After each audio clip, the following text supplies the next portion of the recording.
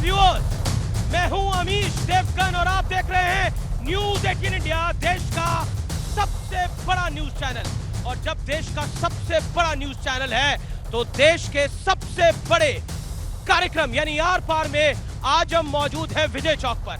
आज का दिन इस देश के लिए ऐतिहासिक है, किसी भी लोकतंत्र के लिए ऐतिहासिक है, क्योंकि आज पहले फेज की 102 सीटों के लिए वोट डाले गए हैं। यानी जनता जनार्दन है, इसमें कोई दो राय नहीं है। यानी मत पेटियों में 102 कैंडिडेट्स की किस्मत बंद हो चुकी है। लेकिन ये किस्मत जब 4 जून को खुलेगी तो 4 जून को पता लगेगा कि लोकतंत्र के सबसे बड़े मंदिर, लोकतंत्र के सबसे बड़े मंदिर यानी भारतीय संसद में किसका पलड़ा भारी होगा। क्या तीसरी बार मोदी की सरकार आएगी या फिर विपक्ष हावी हो जाएगा या फिर नरेंद्र मोदी इस बार नहीं आ पाएंगे। कई सारे इफ एंड बट विपक्ष लगा रहा है, लेकिन बीजेपी हुंकार भर रही है 404 की और 21 राज्यों की करीब 102 सीटों पर आज वोट डाला गया है। हमारे पास किस जगह कितना वोट डाला गया उसका पूरा रिपोर्ट कार्ड मौजूद है, वो भी हम आप तक पहुंचाएंगे। लेकिन इसी बीच मुद्दे कई सारे हैं, क्योंकि कहीं मिठाई पर वार है तो कहीं भ्रष्टाचार पर प्रहार है। कहीं कहा जा रहा है कि रामलला के मंदिर में अंसारी तो पहुंच गए लेकिन इंडिया अलायंस का एक घटक दल नहीं पहुंचा। यानी एक एक कर हर तीर मारा जा रहा है निशाने के ऊपर। लेकिन पहले रिपोर्ट और फिर विजय चौक से आज की सबसे बड़ी बहस आर पार।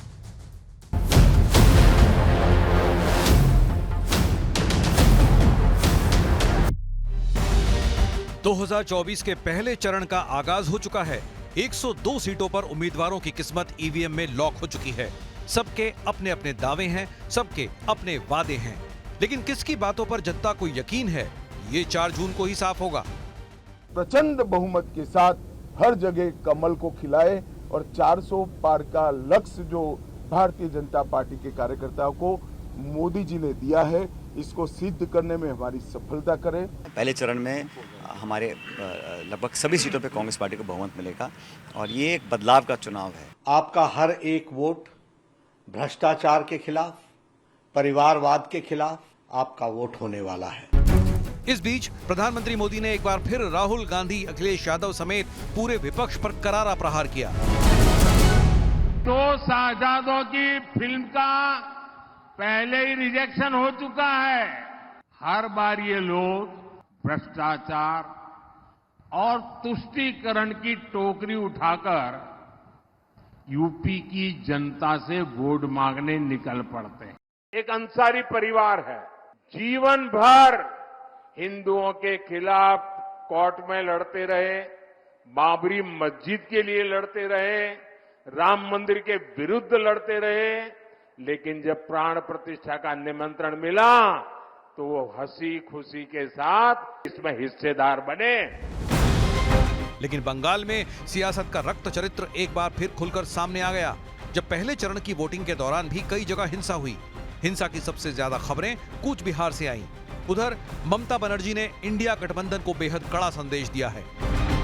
আমরা ইন্ডিয়ান অ্যালায়েন্স আমায় ভোট দিন। শুনুন, ইন্ডিয়ান অ্যালায়েন্স আমি তৈরি করেছি, আর ওটা দিল্লির কথা, এখানকার কথা নয়। তাই তৃণমূল কংগ্রেসের বিরুদ্ধে একটি ভোট কংগ্রেসকে দেওয়ার অর্থ বিজেপিকে 2টো ভোট দেওয়া। आज का सबसे बड़ा सवाल है कि पहले राउंड की हवा का रुख क्या 4 जून के नतीजों की दिशा का इशारा कर रहा है। आर पार में आज इसी मुद्दे पर होगी बड़ी बहस। पहले चरण का संदेश किसका जनादेश। तो पहले चरण का संदेश किसको जनादेश, लेकिन 2019 के मुकाबले 2024 की सियासी हवा का विश्लेषण। 2019 में जिन 102 सीटों की हम बात करें उसमें एनडीए के खाते में 46 आई थी और इंडिया अलायंस के खाते में 49 गई थी। 2019 में से 102 सीटों में किसके पास कितनी सीटें थी? 40% सीटें बीजेपी के पास और सिर्फ 15% सीटें कांग्रेस के पास थी, बाकी अन्य दलों के पास थी। 102 सीटों पर बीजेपी 60 उम्मीदवार बीजेपी ने 2019 में उतारे थे, लेकिन 2024 में 70 उम्मीदवार उतारे हैं, यानी 17 उम्मीदवार ज्यादा हैं, और कांग्रेस ने इस बार 56 उतारे हैं, यानी पिछली बार 65 उतारे थे, यानी 9 उम्मीदवार कम हैं। लेकिन अब बड़ी बात यह है कि डिबेट के आज के मुद्दे क्या हैं। लेकिन हार जीत का अंतर बड़ा जरूरी है। अब 53 सीटों पर हार जीत का अंतर 20% से कम था और 8 सीटों पर 22% से भी कम था। लेकिन बहस के मुद्दे आज क्या क्या है? क्या बीजेपी ने उम्मीदवार बढ़ाए? क्या सीटें भी बढ़ के आएंगी? क्या तमिलनाडु में बीजेपी 400 पार वाला सपना पूरा कर पाएगी? क्योंकि बीजेपी के लिए तमिलनाडु एक बड़ा टारगेट है। इंडिया अलायंस इस बार क्या बीजेपी के वोट पे सेंध लगा पाएगा? और पहले दौर की मिठाई किसके हाथ आएगी? मेरे साथ बात करने के लिए जोरदार तालियों से अभिनंदन करिए भारतीय जनता पार्टी के लोकप्रिय प्रवक्ता सांसद डॉक्टर सुधांशु त्रिवेदी का। मेरे साथ मौजूद है राजेश गुप्ता, विधायक है, प्रवक्ता है आम आदमी पार्टी के।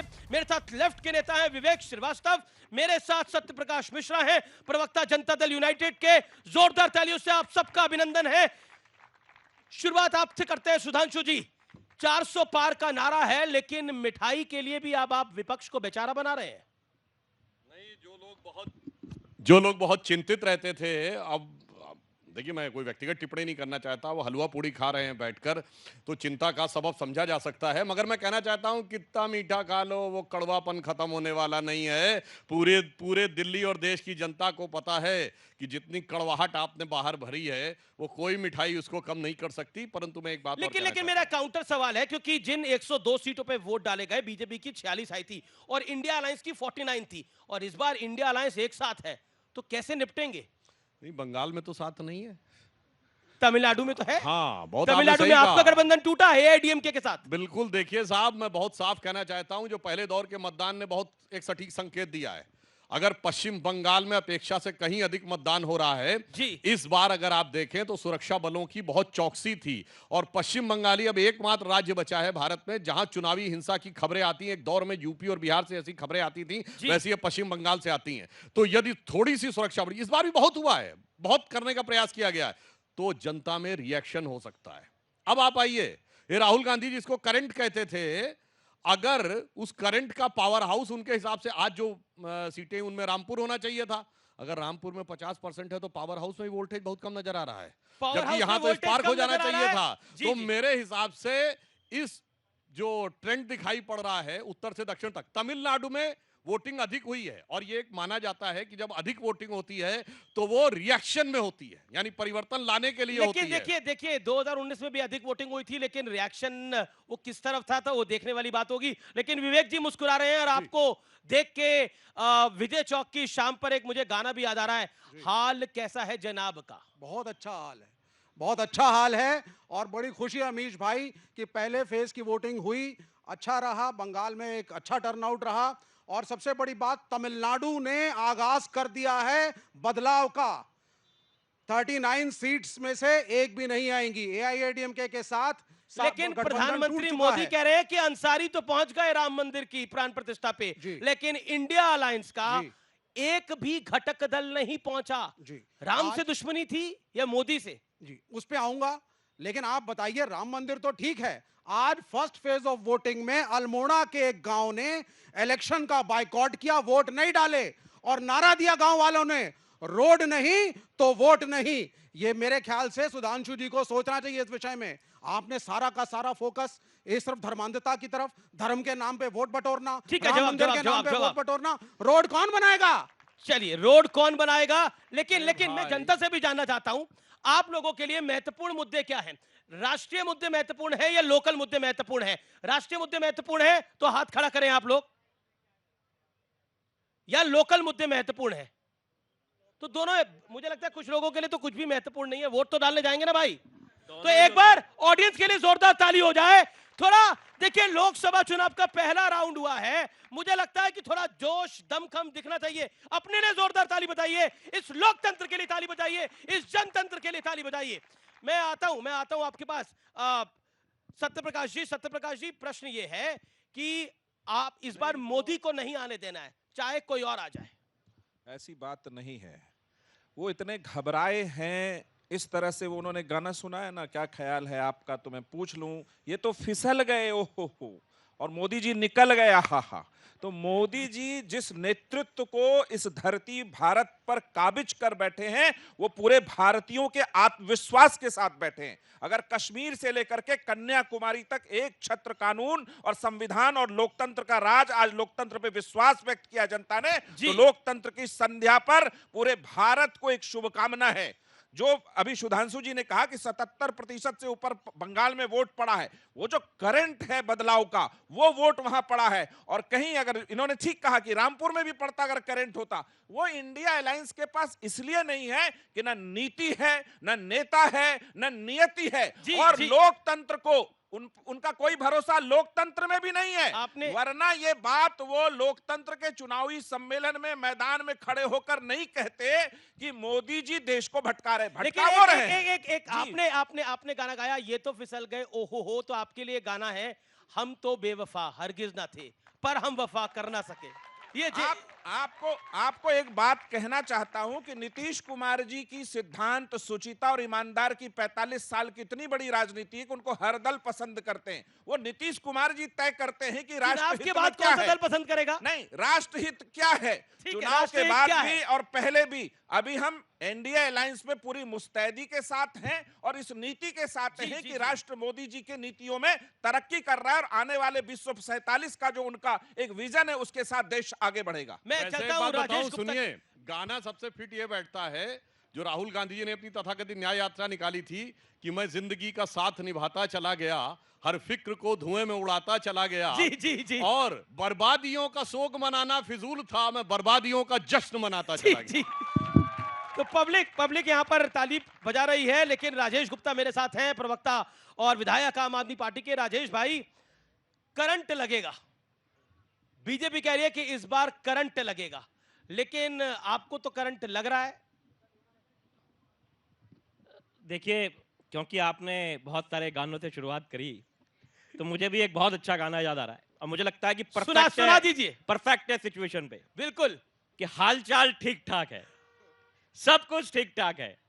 फिर केजरीवाल जी क्यों परेशान है? एमए किया, बीए किया, सब कुछ लगता है एमए किया, आपकी दुआ से सब ठीक ठाक है। नौकरी है नहीं, एमए कर लो, बीए कर लो, बैटरी रिक्शा ही चलाने पड़ रहे हैं, पकौड़े तल लो, गैस निकालो, उससे रसोई गैस चला लो, ऐसी बातें हो रही हैं। आज देश का दुर्भाग्य यह है कि जिन मुद्दों पे बहस होनी चाहिए वो नहीं हो पाती, और अगर आप कोशिश भी करते हैं अमीश भाई, तो उनको बड़ी चतुराई से यहाँ पे मोड़ दिया जाता है। बड़ी सीधी सी बात है।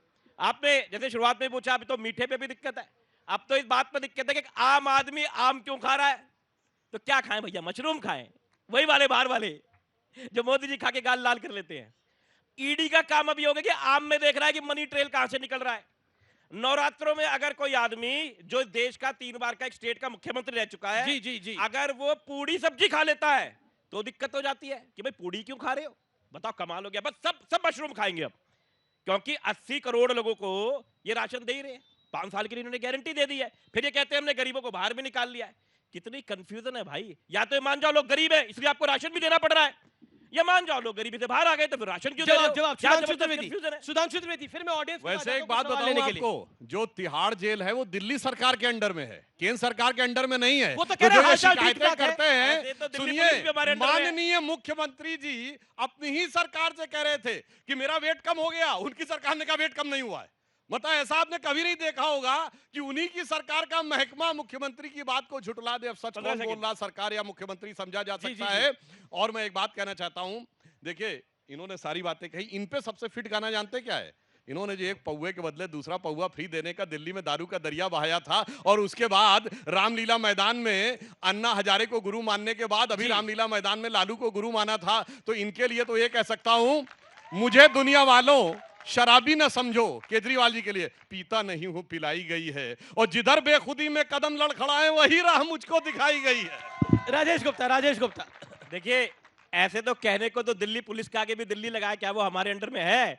तो हम तो बार बार कहते हैं, सबको बताया कि एलजी साहब के अंडर में आती है तिहाड़। अब वो दिल्ली प्रशासन का तो उसमें कुछ है नहीं।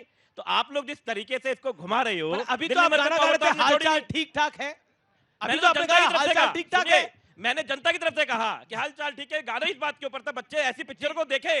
ठीक है, सवाल कई सारे सवाल हैं। ओके, जी। सर विपक्ष पहले बोलता था मंदिर वहीं बनाएंगे, तारीख नहीं बनाएंगे। अब जब मंदिर भी बन गया तो विपक्ष को इसमें भी हो रहा है कि अरे मोदी जी तो राम मंदिर पे वोट ले रहे हैं।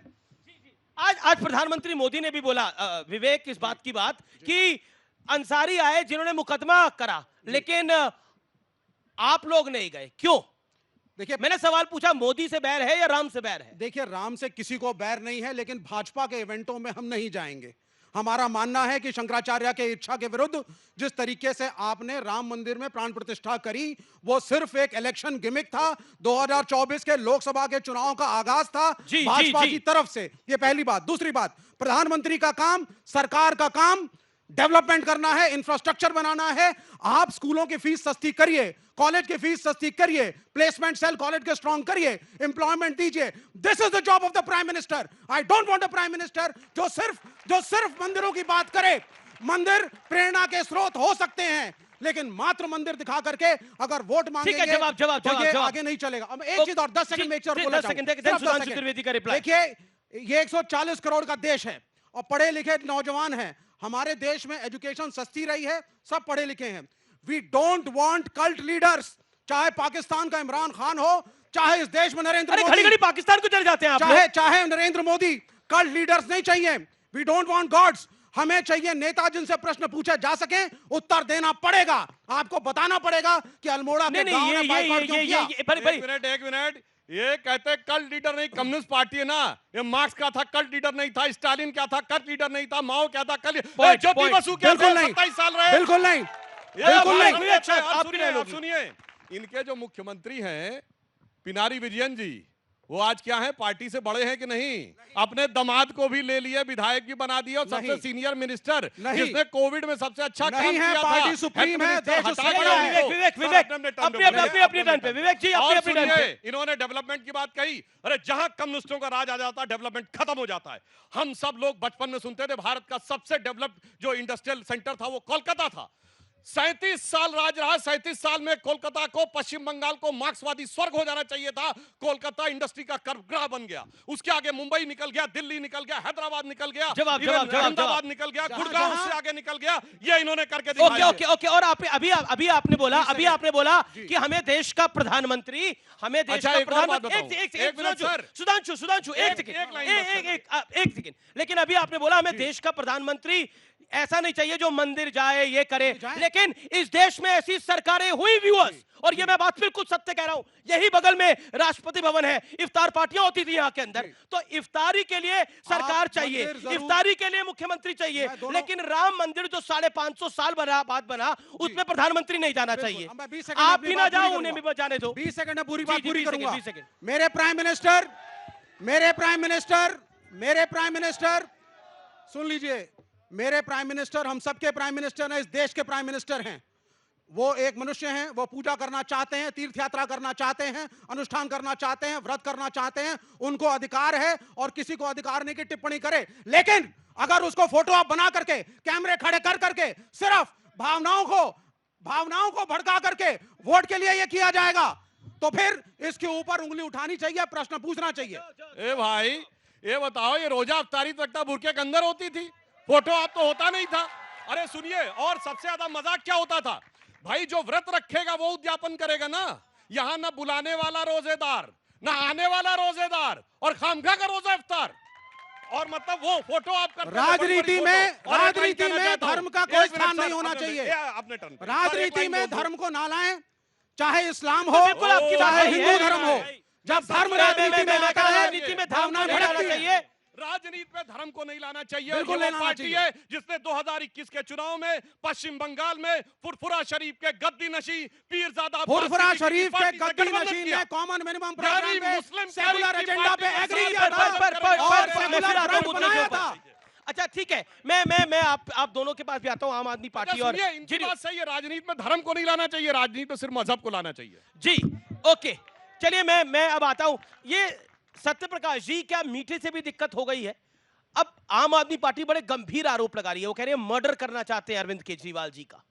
ये देखिए, अरविंद केजरीवाल जी कब क्या कह रहे हैं, आजकल बड़े हास्यास्पद खुद को बना रहे हैं। वो, उनके अंदर जेल प्रशासन है, उनकी रोज डॉक्टर जांच करते हैं जेल में, उनको अनुमति है कि अपने घर से जो खाना आए वो खाएं, तो सारी सुविधा एक मुख्यमंत्री को वहां उपलब्ध है। अब झूठ बोलने के लिए वो फ्री हैं, चूंकि झूठ में एक्सपर्ट हैं, वो करते रहे।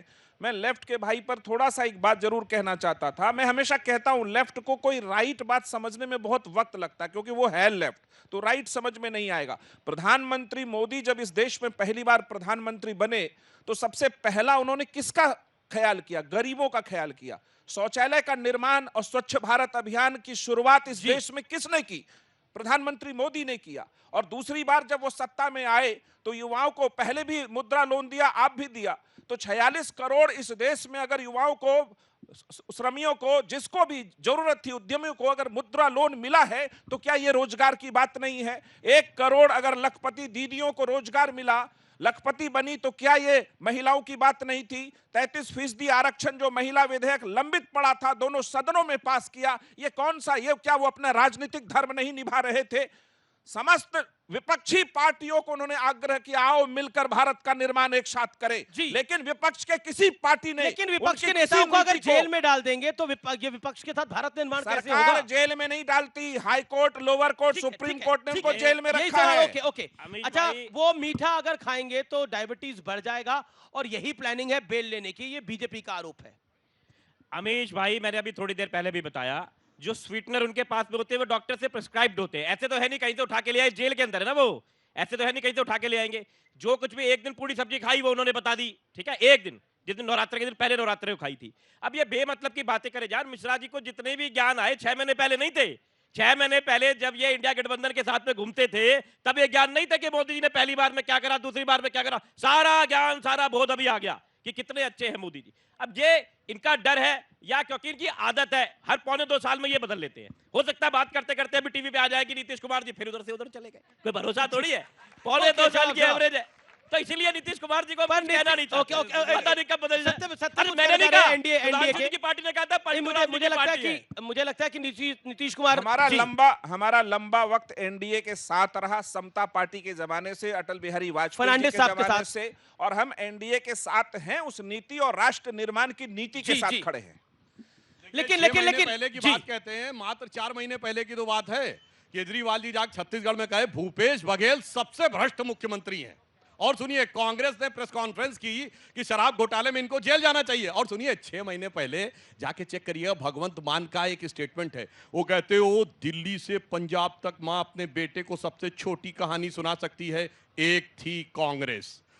एक थी कांग्रेस बोलते थे, अब कांग्रेस से गठबंधन कर ली है। सुधांशु जी के पास में, और सुनिए, केजरीवाल जी का 7-8 महीने पहले का, वो है सर अब मैं टर्न पे पूरी बात कर दूं। केजरीवाल केजरीवाल जी का एक प्राइवेट टीवी चैनल को इंटरव्यू है, उनसे कहा कि आप कांग्रेस को बर्बाद करने में लगे हुए हैं, खत्म करने में। तो केजरीवाल जी कह रहे हैं, आपको लगता है कांग्रेस खत्म करने के लिए मेरी जरूरत है? राहुल गांधी काफी नहीं है? जाके चेक कर लीजिएगा। और देखिए, अगर दिल परिवर्तन की बात करें, अगर और ये कैसे बदल गए, बदले मेरे सरकार नजर आते हैं, क्योंकि अब दिल्ली में बैठे हुए मोदी सरकार नजर आते हैं। जी, जवाब 150 सांसद वो हैं जो पहले कांग्रेसी थे।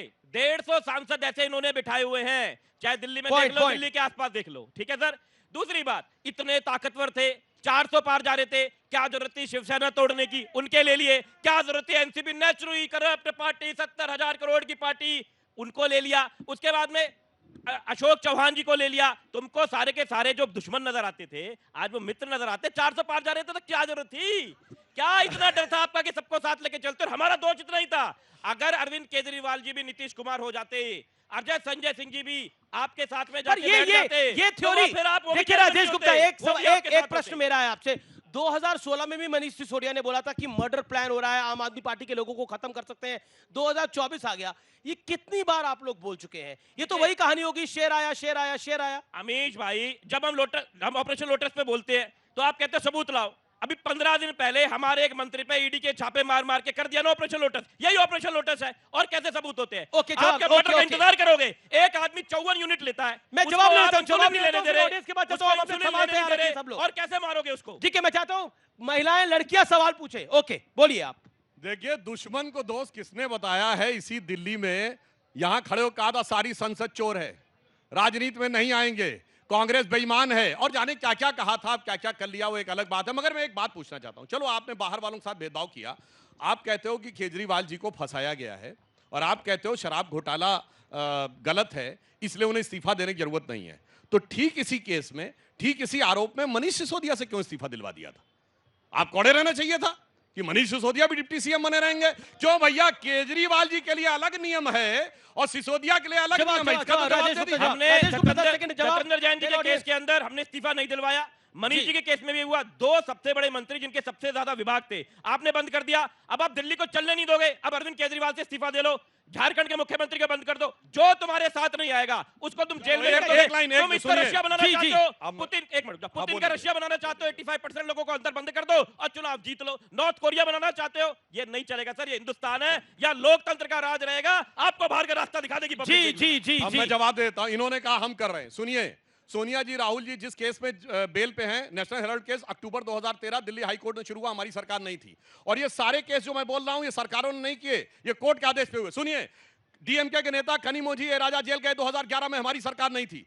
सुनिए, 2010 में सुरेश कलमाड़ी जेल गए, हमारी सरकार नहीं थी। 2006 में शिबू सोरेन जेल गए, हमारी सरकार नहीं थी। 2000 में करुणानिधि की जेल गए, हमारी सरकार नहीं थी। 2007 में मुलायम सिंह मायावती पे केस हुआ, हमारी सरकार नहीं थी। 1997 में लालू यादव जेल गए, हमारी सरकार नहीं थी। 1996 में जलिता जेल गई, हमारी सरकार नहीं थी। 1994 में झारखंड मुक्ति मोर्चा रिश्वत कांड हुआ, हमारी सरकार नहीं थी। 87 में राजीव गांधी का आरोप लगा, 90 में 2024 में जेल अंदर बाहर जा रहे हैं। 2024 में सरकार नहीं रहेगी, ये भी देख लेना। जेल से पुराना कौन बोलेगा? जिस कोर्ट की इतनी बात कर रहे हैं, उसी सुप्रीम कोर्ट की बेंच ने कहा कि दिल्ली की चुनी हुई सरकार को ट्रांसफर का, पोस्टिंग का, दिल्ली को चलाने का अधिकार है। इन्होंने संसद में बदल दिया। जी, आपसे भी मैं ले रहा हूँ, आपसे भी ले रहा हूँ। आप क्या सवाल है आपका? सर, इंडिया अलायंस में बहुत सारे मेंबर्स हैं, जिसमें से केजरीवाल एक मेंबर है और वो जेल में है। दूसरी तरफ भारतीय जनता पार्टी जो अभी इस टाइम सेंट्रल में लीड कर रही है, हमने बहुत सारे डेवलपमेंट देखे हैं। तो अगर भारतीय जनता पार्टी भारतीय जनता पार्टी को अगर जनता वोट देती है, तो आपके हिसाब से भारत की जनता गलत है? भारत की जनता गलत है, ठीक है। आपका क्या सवाल है, बोलिए। सवाल मुझसे पूछा है तो मैं जवाब दूं। मैं ये पूछना चाहती हूँ कि हमारे देश में धर्म पे ज्यादा राजनीति होती है, तो क्या आपको नहीं लगता है कि हमें धर्म पे राजनीति ना करके राजनीति को धर्म के साथ करना चाहिए? राजनीति को धर्म, आप कह रही राजनीति धर्म के साथ, क्योंकि अच्छा सवाल है इनका। राजनीति में एक धर्म होना चाहिए। जी, देखिए विवेक 2 सवाल आए हैं। एक धर्म के ऊपर सवाल आया है जो सुधांशु जी से मैं लूंगा। विवेक जी, एक ही नहीं, एक अगर बीजेपी को बार बार लोग चुन रहे हैं, अभी कई राज्यों में चुनाव हुए, उम्मीद करी जा रही थी कि मध्य प्रदेश में बीजेपी नहीं जीतेगी, लेकिन जीत के आई। छत्तीसगढ़ के अंदर कांग्रेस को झटका लगा। अगर लोग बीजेपी को चुन रहे हैं, और आप, मैं लेफ्ट की सिर्फ बात नहीं कर रहा, लेफ्ट का तो अब सिर्फ केरल और जेएनयू बचा है, इसके अलावा तो कुछ है नहीं अब। तो अब आप मुझे बताइए, तो फिर क्या करें? वो नॉर्थ कोरिया भी देखिए, ये सुधांशु जी के जो तंज हैं, बहुत अच्छा बोला सुधांशु जी ने। इन्होंने एक लंबी लिस्ट गिनाई। इन्होंने बोला साहब ये सारे केसेस जो है ये हमारी सरकार में नहीं हुए थे, ये तो दूसरी सरकार में हुए थे। मैं भी यही कह रहा हूं कि उस सरकार में पक्षपात नहीं था, वो आपके साथ हो। आप बोलने दीजिए आप मेरे को, आप मुझे बोलने दीजिए। आप सुन लीजिए। कोर्ट के डिसीजन से हुए। बेसिकली इनकी सरकार में क्या होता है और उस सरकार में क्या फर्क था? उस सरकार में कोई स्कैम आता था, मीडिया उठाती थी, एक्शन होता था, कोर्ट आता था, संज्ञान लेता था, केस शुरू होते थे। आज क्या होता है?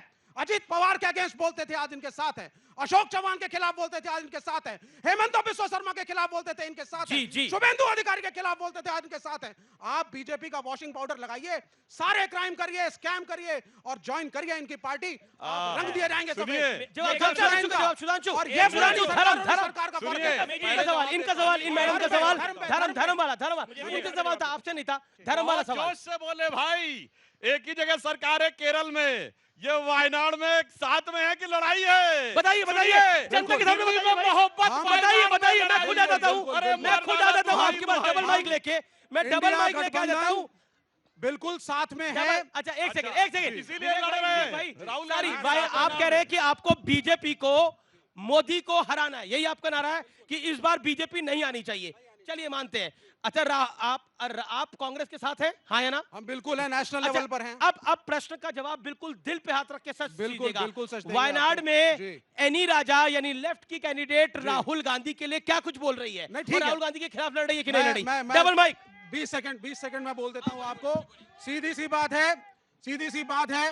कांग्रेस को हम एक पुरानी पार्टी मानते हैं जिसका एक मेजर कंट्रीब्यूशन है पिछले 70 सालों में इस देश की सोशल फैब्रिक को बचाने में, बैकवर्डों दलितों के लिए काम करने में, रिजर्वेशन देने में। ठीक है। और पुरानी पार्टी है। अरे भाई, रिजर्वेशन बाबा साहब ने दिया कि कांग्रेस ने दिया? सुनिए, रिजर्वेशन बाबा साहब ने दिया कि कांग्रेस ने दिया?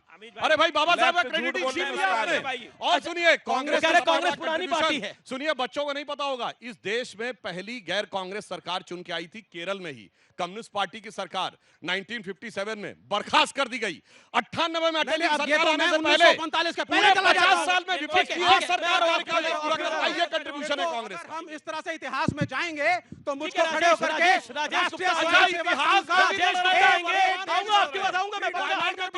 सवाल लेने के लिए। सवाल किसका? बोले, क्या सवाल है? सवाल कोई पूछना चाहता है? सवाल कोई पूछना चाहता है तो बहुत करिए।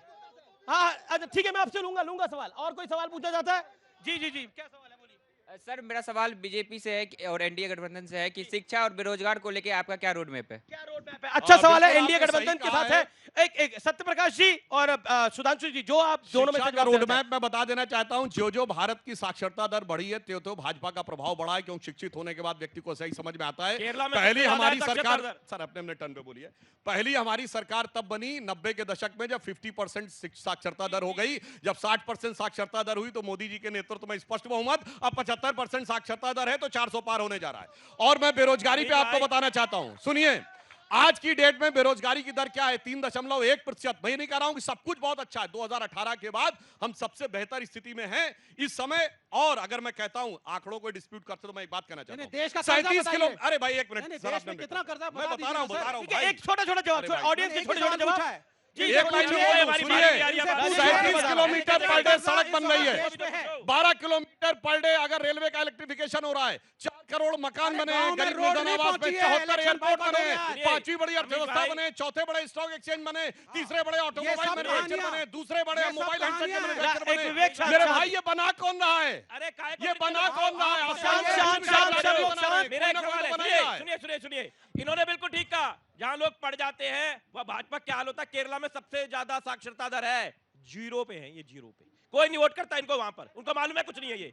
और नहीं भैया, सुनिए, अब सुनिए, उस बच्चे ने पूछा था कि क्या आप क्या कह रहे हैं कि केरल में लोग पढ़े लिखे हैं और उत्तर भारत में बाकी भारत के पास में लोग अनपढ़ हैं? ये क्या बोला आपने? आपने बोला ये बात। दूसरी बात पे आइए, राजेश गुप्ता पूरी करें अपनी बात। राजेश जी, उस लड़की ने जो बात कही कि 2014 से पहले इनकी कभी सरकार नहीं आई। एक बार वाजपेयी जी की आई तो क्या देश में सब देशद्रोही थे? इनको लगातार दिल्ली में लगातार 91 बार आए थे, 3 मुख्यमंत्री बने थे, लगातार हार रहे, एमसीडी भी हार गए, तो क्या बाकी सारे देशद्रोही? जम्मू कश्मीर में सरकार बनाए, अपनी बुआ महबूबा मुफ्ती साथ के बनाई थी। पंजाब में कुछ है नहीं, हरियाणा में कुछ है नहीं, हरियाणा में जीते नहीं तो उसका साथ में लिया चौटाला साहब को। राजस्थान में पिछली बार हारे, मध्य प्रदेश में 2 चरणों का साथ में लिया। है बता तो दो, तो सब देशद्रोही है क्या? सुधांशु जी, पहले तो ये कहते थे इतिहास, तो वर्तमान बोल देता हूं। वर्तमान का एक सच ये है कि वायनाड में लेफ्ट और ये लड़ रहे हैं यहाँ साथ में, और ये दिल्ली में कांग्रेस के साथ है, पंजाब में लड़ रहे हैं। सोचिए कितना बेवकूफ बनाते हैं पब्लिक को। पंजाब में अब मैं बताता हूं, नंबर की पार्टियों का लड़ेगी तुम्हारे खिलाफ। चौथे नंबर की पार्टी है हमारी सरकार आने से पहले। सुनिए, हमारी सरकार आने से पहले क्या अंतर आया है, बस जनता के विवेक पे छोड़ता हूं। कौन देशद्रोही था, कौन देशभक्त था? 2014 से पहले कहां धमाके नहीं होते थे? दिल्ली में धमाके, मुंबई में धमाके, चेन्नई में धमाके, चंडीगढ़ में धमाके, गुवाहाटी में, गया में, लखनऊ, फैसलाबाद, वाराणसी, चिल्लाइए मत। अपने टर्न में बोलिए। ये तो बता, मैंने डिस्टर्ब नहीं किया आपको। अब सुनिए, चलती ट्रेन में धमाका, चलती बस में धमाका, पार्क में लिखा रहता था, रेलवे स्टेशन में लिखा रहता था, छूना नहीं धमाका हो जाएगा। दिखता है कहीं? आज दक्षिण कश्मीर के 4 जिलों में वो सीमित हो गया, और कश्मीर में 300 किलो पाकिस्तान जिंदाबाद के आज वहाँ G20 होने लगा। पुलवामा का जवाब नहीं दिया, उसका जवाब दीजिए। इतना 400 किलो RDX कहां से आया? कब किसी को नहीं पता चला? फेलियर। देखिए, अगर आप लोग सब बोलेंगे तो किसी की बात जाएगी। आपका पुलवामा में इनका जवाब दे दो। सवाल यह है कि पुलवामा में इतना बड़ा RDX का धमाका हुआ था, उसका कोई भी जांच नहीं हुई, कोई जानकारी नहीं प्राप्त हुई कि आपको शक है पाकिस्तान ने नहीं करा था? पाकिस्तान और हिंदुस्तान की जांच तो ये हमारी सरकार ने। सुनिए, पुलवामा का जवाब तो ऐसा दिया, और किया किसने था? सुनिए, पाकिस्तान के मिनिस्टर फवाद चौधरी ने वहां की नेशनल असेंबली में बोला कि हमने पुलवामा तक घुस के मारा। ये उनका नेशनल असेंबली में इकबालिया बयान है। और सुनिए, जो हमने किया, याद करिए। अरे भाई क्या तरीका है डिस्टर्ब करने का, हमारा फेलियर। सुनिए, हमने उसके बाद वो करके दिखाया कि पाकिस्तान की नेशनल असेंबली में वहां के सांसद ने वहां के फॉरेन मिनिस्टर शाह महमूद कुरैशी को कोट करते हुए कहा कि शाह महमूद कुरैशी साहब बैठे थे, आर्मी चीफ आए, उनके पांव कांप रहे थे, उन्होंने कहा खुदा का वास्ता अभिनंदन को वापस कर दो वरना इंडिया शाम तक अटैक कर देगा। इमरान खान ने कहा कि जिन्होंने उससे ज्यादा, इनका कहना है, इन्होंने खुद माना कि पाकिस्तान ने इंडिया में आके अटैक कर दिया। अभी तो हमने ये करे पाकिस्तान ने इंडिया में आके भारत को पाकिस्तान ने किया। संसद में अटैक हो जाता है, लोग अंदर आके कुछ फेंक देते हैं, इनका सांसद चिट्ठी लिखता है, उसका जवाब देंगे। ठीक, उसको टिकट नहीं दिया है वैसे। सर, मेरा नाम मानसी और मेरा सवाल बीजेपी के लिए है। वो कहते हैं हमने रोजगार दिया आपने सिर्फ 4 साल के लिए। आर्मी अग्निवीर के लिए भर्ती आपने निकाली 4 साल के लिए। 4 साल के बाद युवा जब वो नौकरी करके बाहर रिटायर हो जाएगा, क्या करेगा? आप क्या इस बात की गारंटी देते हो उसके परिवार का डेवलपमेंट नहीं होगा? बहुत सवाल बताइए, अग्निवीर पे सवाल है। नौकरी की उम्र क्या होती है? मिनिमम 18 साल और क्लास 2 के ऊपर 21 साल। जी जी जी। अग्निवीर में एंट्री की उम्र, हाँ मैं बोल रहा हूँ, सुनिए तो। मेरा सवाल यह, आपने बोला कि मोदी जी पे क्या सवाल है आपका? मोदी जी पे सवाल है कि मोदी जी अभी तक इलेक्शन क्यों लड़ रहे हैं, फिर आपने नया चेहरा क्यों नहीं दिखाया? मोदी जी क्यों लड़ रहे हैं? मोदी जी तो भाई चेहरे हैं, तो मैं साथ दे दूंगा। सुधांशु जी खड़े होंगे तो हम साथ दे देंगे। ठीक है, आप आ जाइए। ओके ओके भैया सुनिए, 100 साल से एक ही परिवार का चेहरा दिख रहा है, तो वहां भी तो कुछ सवाल करिए। मोतीलाल नेहरू 1930 में बने थे, आप अपने तब से आज तक एक चल रहा है, हमारा तो साबित करके दिखा रहा है। और वो सुनिए, आउट पे आउट, आउट पे आउट, आउट पे आउट हो रहा है, कह रहा है मैं चुनाव नहीं लड़ूंगा, फिर भी यात्रा मैं ही निकालूंगा। 73 साल के हो गए, नहीं होंगे। देखिए एक गाना है, चेहरा ना देखो लेकिन चुनाव में चेहरा देखना पड़ता है। आप इतना हल्ला मचा रहे हैं तो पब्लिक को, जनता जनार्दन है, विजय चौक पे खड़े हैं, अपना चेहरा बता दीजिए कौन है? इंडिया अलायंस का चेहरा बताइए कौन है? कौन है? सुन लीजिए, एक सिविलाइज्ड डेमोक्रेसी में जरूरी चेहरों की नहीं पॉलिसी की है। हमने 2004 में भी सरकार बनाई, मनमोहन सिंह प्राइम मिनिस्टर बने, लेकिन इलेक्शन लड़ा था नीतियों पे, बिना फेस के। आपको नेता चाहिए, पिनारी नेता में भगवान मत ढूंढिए ऐसे कर रहे हैं। बोलिए पिनारी 73 साल की उम्र में मोदी साहब कहते हैं मुझे प्राइम मिनिस्टर की नौकरी चाहिए, लेकिन अग्निवीर 21 साल की उम्र में रिटायर हो जाना चाहिए। क्या सवाल है? एक सेंटेंस। इन्होंने बोला 21 साल की उम्र में रिटायर हो जाएगा। आप ही करा रहे हो ना? 21 साल में नौकरी की उम्र शुरू होती है। नहीं, 4 साल के अंदर रिटायर कर रहे हैं ना ये। सवाल है कि बेरोजगारी जो एम्प्लॉयमेंट देश में है सर, बड़े आज के जमाने में 21 मतलब ग्रेजुएट लोग 83% है जो बेरोजगार है। ILO की रिपोर्ट आई है, 83% लोग बेरोजगार हैं। और यहाँ पर जितने भी लोग बैठे हुए, कोई भी बेरोजगारी और महंगाई पर बात नहीं कर रहा है। सभी लोग हिंदू, मुस्लिम, पाकिस्तान, हिंदुस्तान की बात कर रहे हैं। जो इस देश का युवा है उस पर बात कब होगी? और जी ओके एक सत्यप्रकाश जी, क्या पॉलिटिक्स जो मुद्दे हैं, कभी मछली पे बात हो रही है, कभी आलू पूड़ी हलवा, पता नहीं किस किस मुद्दे पे बात हो रही है, कभी किसी विषय पे चला जाता है, कभी मोदी की हम मुंह तोड़ेंगे, मोदी के हम ये करेंगे, उस पे चला जाता है। चुनाव रियल मुद्दों पे क्यों नहीं है? चुनाव वास्तव में आप संकल्प पत्र पढ़ेंगे तो रियल मुद्दों पर ही चुनाव है। मोदी जी पिछले 10 सालों में उन्होंने जो काम किया, उन्होंने पूरे इंटरव्यू में बताया है, उन्हीं मुद्दों पर चुनाव। वो विपक्ष से सकारात्मक भूमिका की उम्मीद में बैठे हैं कि इन मुद्दों पर बात होगी। विपक्ष खुद ही ले आता है ऐसे मुद्दे कि राम मंदिर में नहीं जाएंगे, धारा 370 पर हम, वो कह रहा है विपक्ष की भारत जोड़ने निकले थे, कह रहे धारा 370 फिर ला देंगे। यूनिफॉर्म सिविल कोड पर उनका स्टैंड क्लियर नहीं है। परमाणु बम खत्म करने वाले लेफ्ट ये कहते हैं भारत का परमाणु बम खत्म कर देंगे। ये राष्ट्रभक्त है ना? ये तमाम राष्ट्रभक्तों ने सर्जिकल स्ट्राइक पर क्या सवाल पूछा था? इस देश की सेना से सवाल पूछा था। हम विरोध में थे, नीतीश कुमार विरोध में थे, एनडीए में नहीं थे। नीतीश कुमार ने आगे बढ़कर सर्जिकल स्ट्राइक का समर्थन किया था। नहीं बोलते किसी के, नीतीश, हम विरोध में थे एनडीए के, हमने सर्जिकल स्ट्राइक मुझे याद है। ये देखिए, ये केजरीवाल का क्या सवाल था, ममता दी का क्या सवाल था, और कितने सैनिक मारोगे वोट देने के लिए? कैसे नहीं आएगा ये मुद्दा? रोजगार पर हम बात करते हैं, अगर 46 देखिए देखिए रोजगार भी मुद्दा है, राष्ट्र सुरक्षा भी मुद्दा है, सब मुद्दे हैं, लेकिन जब तक हमारा देश मजबूत नहीं होगा कुछ नहीं होगा। इसलिए हमें मजबूत मुल्क चाहिए। और मैं आता हूं और आप लोगों से मैं राय लेना चाहता हूं कि चुनावों में जो मुद्दे हम चल रहे हैं, आपको स्ट्रांग नेशन, मजबूत देश चाहिए? मेरा सवाल बीजेपी से है कि राम मंदिर और 370 हटाने के अलावा हमें उन्हें वोट क्यों देना चाहिए? क्यों देना चाहिए, एक अच्छा सवाल है। बीजेपी को वोट क्यों करें? आपने राम मंदिर बनाया और 370 ही तो हटाया है। राम मंदिर बनाना क्या बड़ी बात थी? बताता हूं, खाली राम मंदिर नहीं बना है, सुनिए, 25 करोड़ लोग एक्सट्रीम पॉवर्टी से बाहर आए हैं, 11 करोड़ घरों में शौचालय मिला है, 16 करोड़ घरों में नल से जल मिला है, 4 करोड़ निर्धनों को प्रधानमंत्री आवास मिला है। और मैं ये भी बताना चाहता हूं, हर गांव तक, सुनिए, आज भारत का कोई ऐसा बीजेपी से क्या एयरपोर्ट ना हो, हर प्रदेश में एयरपोर्ट मिला है। और सुनिए, क्या तरीका ये इस देश की सच्चाई है, ये भी बता दीजिए जरा। 80 करोड़ लोगों को सरकार खाना देती है, ठीक है, राशन आप देती है, बीजेपी तो से मैं मैं जवाब देना चाहता हूं। विवेक आपको करोड़ पे मैं जवाब देना चाहता हूं जी।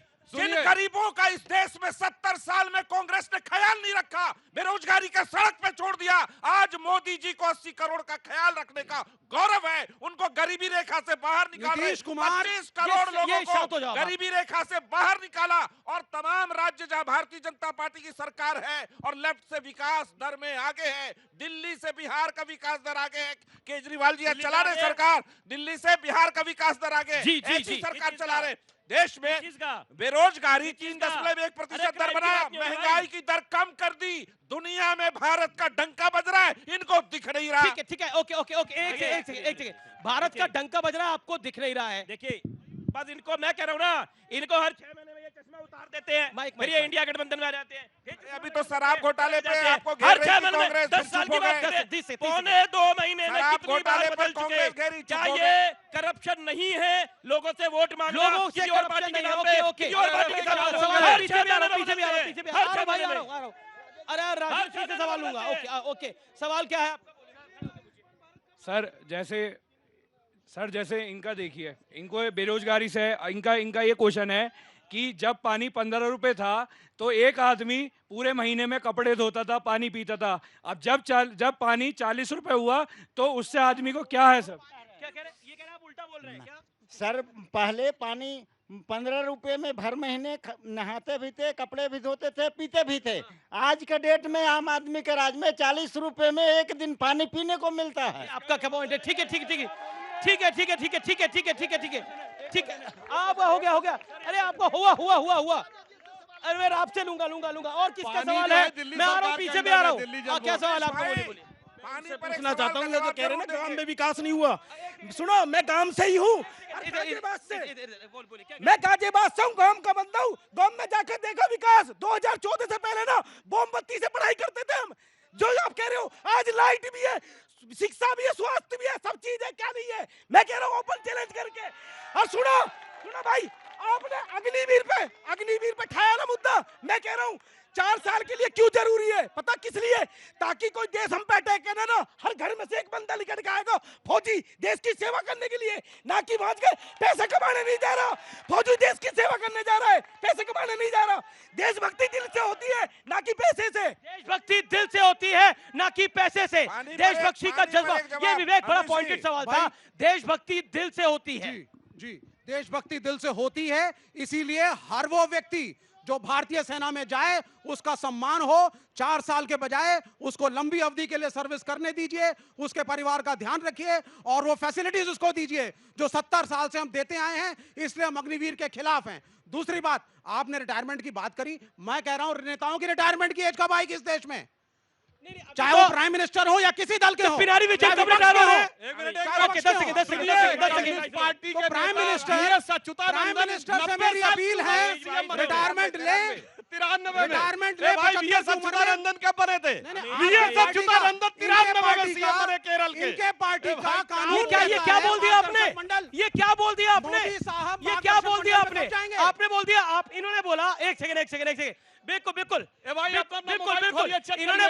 इन्होंने बोला बड़ा इंटरेस्टिंग है। इन्होंने बोला रिटायरमेंट एज होनी चाहिए।